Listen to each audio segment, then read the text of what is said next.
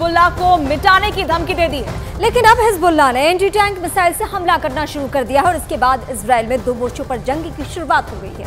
एक तरफ Israel Gaza को कंट्रोल करने में जुटा है तो दूसरी चुनौती हिजबुल्लाह से निपटने की है।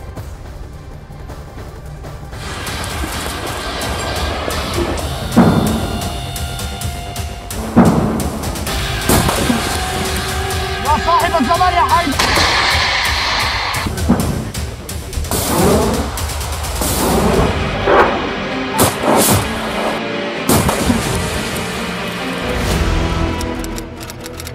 15 अक्टूबर 2023 हिजबुल्लाह एक के बाद एक कई मिसाइल फायर करता है।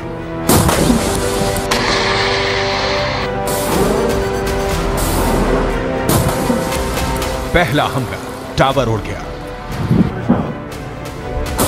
दूसरा हमला रेडार तबाह हो गया,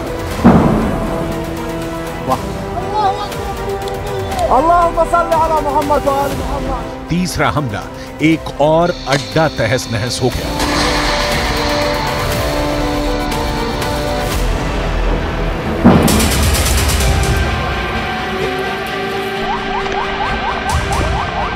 ये जगह है लेबनान और इजराइल के बॉर्डर पर शीबा फार्म्स का इलाका।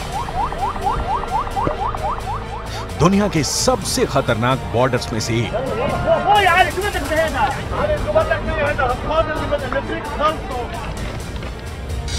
और यहां बने हैं इजराइल के 5 बहुत ही खतरनाक अड्डे। अड्डा नंबर 1, अड्डा नंबर 2, अड्डा नंबर 3, अड्डा नंबर 4, अड्डा नंबर 5। ये जगह गोलान की पहाड़ियों के उत्तर में है और यहाँ पहाड़ों की ऊंचाई 1500 मीटर तक है। नीचे लेबनान का इलाका और यहीं से अटैक लॉन्च किया गया।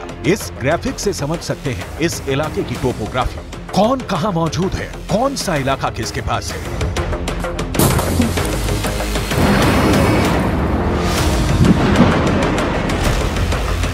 अब यहां क्या हुआ, बहुत गौर से देखिएगा।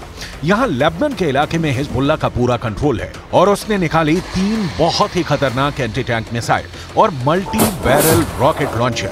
ये मिसाइल ईरान से सप्लाई की जाती रही है और ऐसी मिसाइलों का हिजबुल्लाह के पास बहुत बड़ा जखीरा है।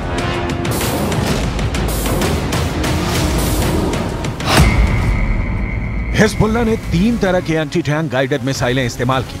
ये है कॉर्नेट, इसकी रेंज 5 किलोमीटर तक है। ये रूस की मिसाइल है, लेकिन अब ईरान इसका देसी वर्जन देहलाविया तैयार कर चुका है और ऐसी बहुत सी मिसाइल अब हिजबुल्लाह के पास है। दूसरी है BGM-71 टो anti tank guided missile, range है 3.5 किलोमीटर।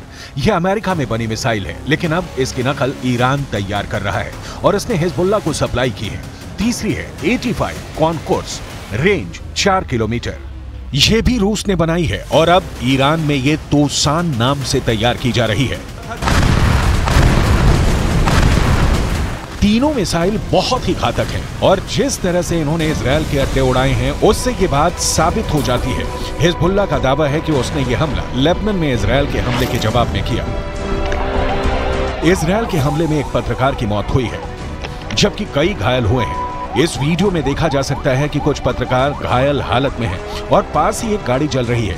इजराइल पर इस हमले का आरोप लगा है।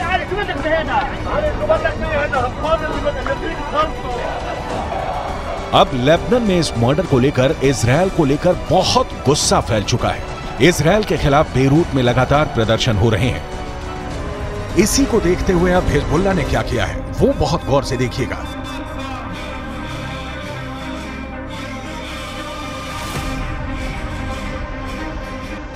सबसे पहले इजराइल का अड्डा नंबर 1 शतुला इलाके में बने इस अड्डे पर हिजबुल्लाह ने किया पहला हमला। हिजबुल्लाह ने कॉर्नेट मिसाइल से अटैक किया जो सीधा जाकर इजराइल का एक टावर उड़ा देती है। हिजबुल्लाह की ये रेंज देखकर इजराइल के कैंप में खलबली सी मच गई, क्योंकि निशाना भी बिल्कुल सटीक लगा और टावर पूरी तरह से तबाह हो गया। इसके बाद टारगेट बना इजराइल का अड्डा नंबर 2, ये भी शतुला इलाके में है और यहाँ हिजबुल्लाह ने किया दूसरा हमला। इस बार हिजबुल्लाह ने BGM-71 टो एंटी टैंक गाइडेड मिसाइल का इस्तेमाल किया। अमेरिका में बनी यह मिसाइल इतनी सटीक है कि इसने ठीक रेडार स्टेशन को तबाह किया। ऐसा निशाना देखकर कोई भी दुश्मन डर जाएगा। इसके बाद टारगेट बना इजराइल का अड्डा नंबर 3। ये भी शतुला इलाके के करीब है और यहां हिजबुल्लाह ने किया तीसरा हमला।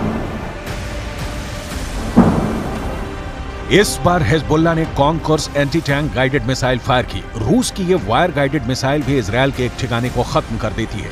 इसके बाद चौथे और पांचवें अड्डे पर भी हिजबुल्लाह अपनी बाकी मिसाइलों और मल्टी बैरल रॉकेट लॉन्चर से हमला करता है और उनका भी वही हश्र होता है जो बाकी अड्डों का हुआ है। हिजबुल्लाह का दावा है कि इन हमलों में इजराइल को भारी नुकसान हुआ है और उसके कई सैनिक भी मारे गए हैं। צה"ל הגיב בירי והשמיד עמדות חיזבאללה ואת מקור האש. כמו כן, בוצע ירי למוצב צבאי, אין נפגעים, גם שם צה"ל הגיב באש לעבר מקורות הירי.